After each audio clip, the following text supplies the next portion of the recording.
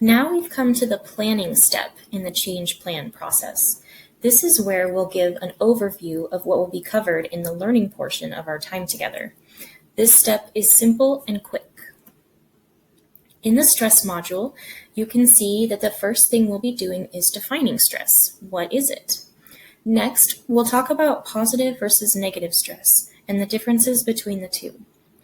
We then direct our focus in a more personal way as we talk about how stress impacts the life of the adolescent.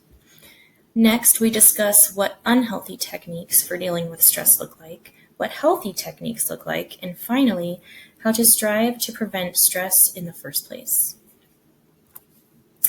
Once we've briefly gone over what's to come, we move on to step 4 of the change plan process, which is the intervention stage. The allotted time for this stage is around 40 minutes, which will be the majority of your time together. Intervention is the stage in which you'll offer education about the topic, strategies, and try to help the youth apply what they learn to their own life in a meaningful way. While there are highlights included in the outline, everything you need for this stage is in the attached PowerPoint presentation.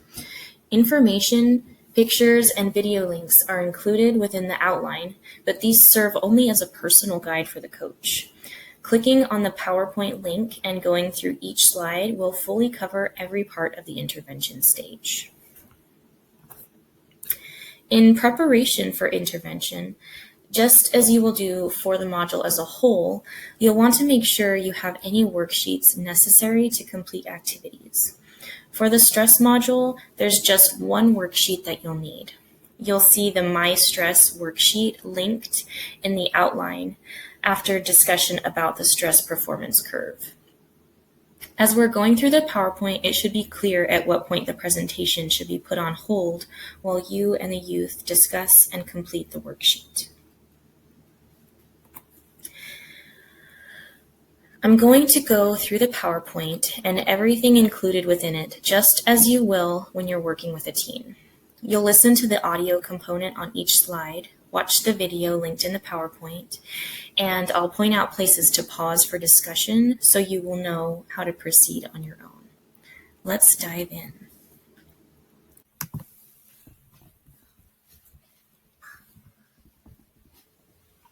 So your first slide is just introductory, and you can move past this once you've clicked on slideshow, and you and the adolescent are ready to begin.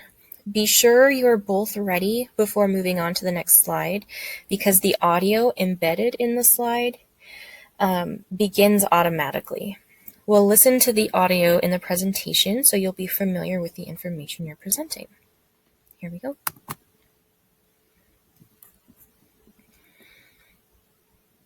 And this is the one you can just move on past. What exactly is stress? Stress is common. It is an intense feeling we have when we feel under pressure. A small amount of stress can be good for us and even motivate us to meet our goals. However, too much stress can get out of control and impact us negatively. Stress can affect our mood, overall well-being, and even the relationships we have with the people around us. Side effects include anxiety, depression, trouble concentrating, changes in weight, dizziness, and trouble sleeping. To make matters worse, these side effects can actually cause more stress. This is why it is important to find ways to cope with stress while it's still manageable and before it has time to do serious damage. So once the audio ends, you have a chance to comment on what was said, or to ask questions, or to ask for input of the team. When you're both ready to move on, the next slide contains a video which you'll watch together. We'll go ahead and watch the video now.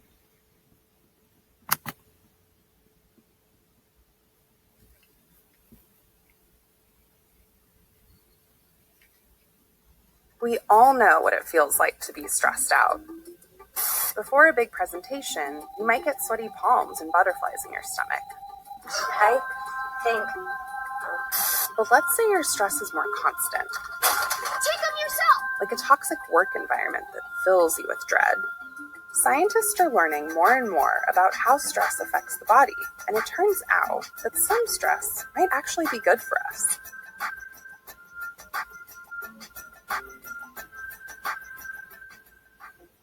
We tend to think that stress is a bad thing, but actually it really matters what type of stress we're under. Alyssa studies how stress affects the cells in our body and whether it can actually speed up the aging process. There are basically two types of stress, chronic and acute. Typically, we experience bursts of acute stress. Let's say you're taking a big test. Cortisol, the stress hormone, pumps into your bloodstream and extra oxygen flows into your brain. Your heart beats faster and your palms get a little sweaty. Once the test is over, your cortisol levels drop and your body goes back to a more balanced state. Research has found that small amounts of acute stress is actually a good thing. During that recovery from stress, all sorts of processes happen in the cell that make us healthier. Your cells clean up debris and produce special proteins, like what happens after you exercise. This helps our cells stay young and healthy. Chronic stress, on the other hand, is a totally different story. This type of stress is ongoing, like if you're constantly worried about paying the bills. The body is in a constant state of vigilance, and this type of stress can be dangerous to your health. Alyssa studied a group of caregivers who were under the constant stress of caring for a chronically ill child. She wanted to know if this stress made them age faster. She teamed up with UCSF Nobel Prize winner Elizabeth Blackburn to study the caregiver's cells, specifically their telomeres. Telomeres are the protective caps at the end of our chromosomes. They protect our DNA from danger and naturally get shorter with time, so they're a really good way to measure a person's health and age. But even though they shorten over time, not everyone's telomeres shorten at the same speed. For several years, the researchers measured the lengths of the caregiver's telomeres, and they found a direct correlation between the number of years spent caring for their child and decreased telomere length. But when they took a closer look at the data, they found that shorter telomeres weren't caused by how much burden was in the caregiver's life, but how stressed the caregiver felt. It wasn't being a caregiver per se that predicted one's telomere length, but whether someone felt overly stressed by life. So the caregivers who felt particularly high levels of stress from their life had significantly shorter telomeres. These caregivers had what is known as a threat response. That's when you see stress as a danger to your well-being. Your body stays on high alert, and it takes a long time to get back to a regular state. Caregivers with longer, healthier telomeres had a challenge response to stress. This means that you see stress as an obstacle to be dealt with. You still have a spike of cortisol, but you're able to recover from stress quickly. So the way you react to stress matters a lot, and sometimes just recognizing how you respond can help alleviate stress. We believe that a lot of stress that people carry around is unconscious, so nothing might be happening. They might even say they don't feel stress, but their body has been conditioned to stay on high alert. Their nervous system is vigilant, they're not in restorative mode. But when we become aware of our thinking, aware of our thoughts and our typical responses, we can actually take away the power they have over our body. Living a more healthy life isn't about avoiding stress. It's about engaging with life by exposing yourself to short-term stressors. That's the spice of life, and our body responds to that by activating and recovering in a super healthy way. How do you deal with stress? Let us know in the comments. And be sure to check out our other video on why the brain fixates on negative thoughts and what we can do about it.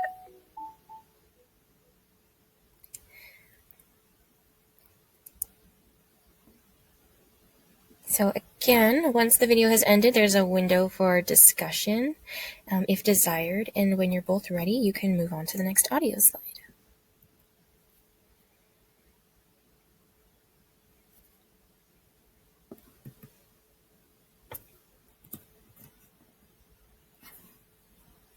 Sorry, let's represent.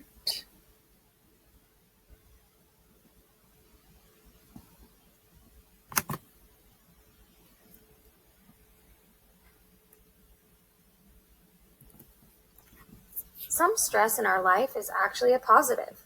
If we never experience stress, we might lack drive and a sense of purpose. But if we experience stress too often or for too long, we can become overwhelmed, exhausted, and eventually break down. We want enough stress in our lives to keep us motivated, but not so much that we can't handle it. The key is to learn how to manage our stress rather than avoiding it or letting it control us. So this slide provides a useful visual. The stress performance curve can serve as a conversational tool that begins to personalize stress by discussing where the teen might fall on the curve. The presentation is further personalized as we proceed to the next slide. Again, move on with the presentation when you and the teen are both ready for the audio that begins automatically when you continue. It's important to understand how stress impacts you personally. Let's take a minute to think about your life. Overall, do you feel like your life is a low stress at a 1? Or do you feel like it's so overwhelmingly stressful it's a 10? Maybe you fall somewhere in the middle.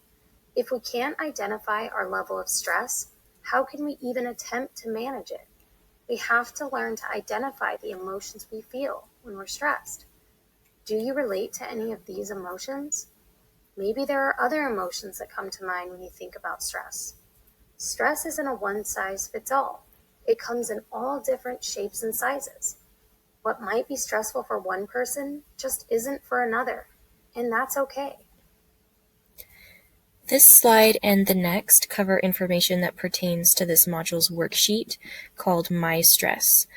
Once the audio is complete on both slides, you can pause to discuss and go through the worksheet.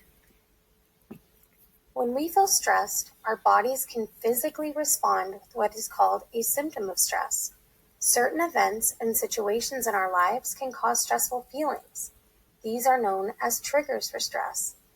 Both symptoms and triggers are unique to each individual who is experiencing them. Have you ever experienced any of these symptoms or triggers? Now, the purpose of the worksheet is to help the youth connect their feelings, their experiences, and their triggers to stress. The aim is to validate their experiences and to help them dive into their emotions and surrounding circumstances and to see how stress impacts their life. Once the worksheet and discussion of it is complete, move on when you're both ready to consider unhealthy ways of dealing with stress. Often the reason we make unhealthy choices has to do with events, situations, and the people in our lives that can bring us stress. We may deal with the stress by spending too much time watching TV or browsing on social media. We may become withdrawn from or lash out at the people who care about us. We can have drastic changes in our eating habits and sleeping patterns. We may turn to dangerous substances in attempts to avoid the stress altogether. Again, there's an opportunity for discussion before moving to the next slide where healthy ways to deal with stress are covered. The fastest way to reduce stress is by taking a deep breath and using your 5 senses: sight, sound, taste, touch, and smell. You can view a favorite photo, smell a specific scent, listen to your favorite music, chew a piece of gum, or hug your pet. This will allow you to quickly relax and calm yourself. When you're both ready, move on to the final slide, which talks about ways to prevent stress.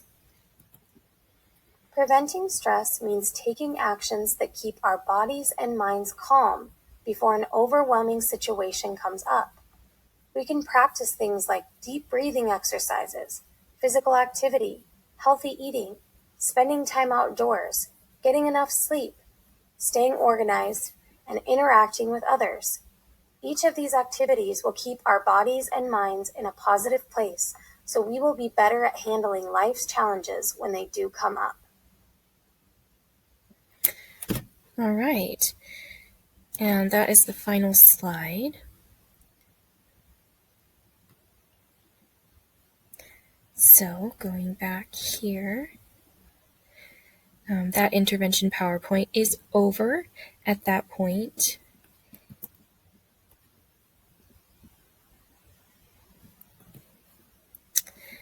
And now we move on to the termination step in the change plan process.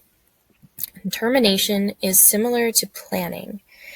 It serves as a quick summary of what was just talked about and offers an opportunity for any further thoughts or questions.